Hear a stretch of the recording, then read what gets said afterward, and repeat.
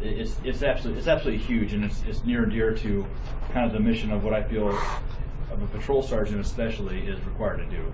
Is it thought, so if you're on, you submit an itinerary 8A to 4P for the week, and then you decide after the second day that, hey, I'm not going to come in at 8, I'm going to come in at 10, this gives you that flexibility to make the it works, and absolutely, it works for both days and nights.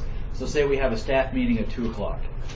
So the lieutenant schedules a staff meeting at 2 o'clock. The swing shift sergeant wasn't due to come on until 4. He comes on at 2 to facilitate that. And then he could still stay out until 2 a.m. with his troops. It also lets a sergeant stay over or come in early or come in late. Say, for example, we're having a winter weather event like we are in Bend right now. I'm sure Darren, if it was going to be significant enough, he could then roll on, instead of coming on at 9, he could come on at 7. Or even at 6 and take an hour overtime, 2 hours straight, and work it, and then come in and help the troops and help manage some of the slide-off crashes and stuff like that. That's the flexibility that I think is crucial for those unforeseens, and it happens on a pretty regular basis. I'd say at least that need exists probably, anywhere from 2 to 20 times a month, depending on where you're stationed and what outpost or what area command you're at. Yeah, like for me, working 8s during the day, I go in with pursuit reviews to do, a whole laundry list of stuff that I need to get done, and you've got calls for service, you've got troops coming in that need to chat. So I get to the end of my day, and I've still got stuff on the burner. I commonly go over the 8-hour day shift, or the 8-hour period, almost every week.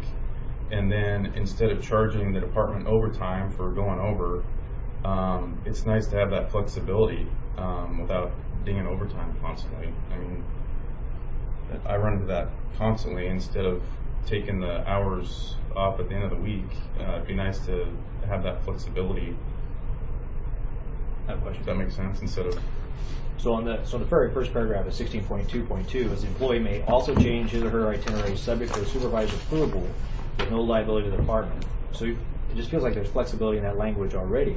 So I'm not sure why you would need, whether it's 2 hours or 4 hours or an hour.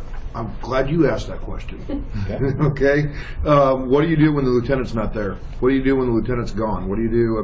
This is for the sergeant that's adjusting on the fly. I can tell you how many times, and you're off at 4 p.m. The 4 p.m. car comes in and he's like, hey, guess what I got up to last night, Sergeant? And he wants to come in your office and talk for an hour. You know how many times you stay and do that for free because you don't really have the authority at that point in time to adjust your schedule? We're doing this already. We're just now putting language behind what the practice is occurring daily.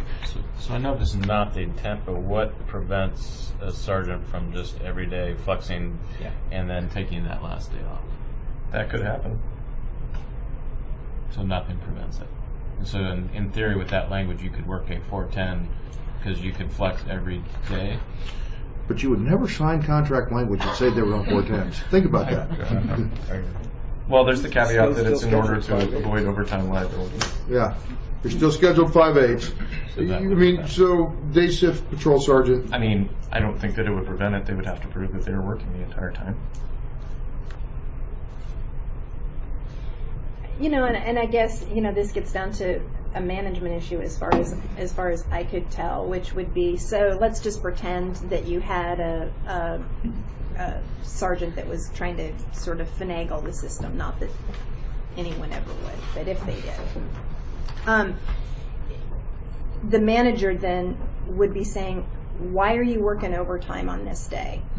And if there's not a valid reason for the overtime, then that becomes a management issue in terms of you can flex your schedule when there's work that needs to be done that's urgent.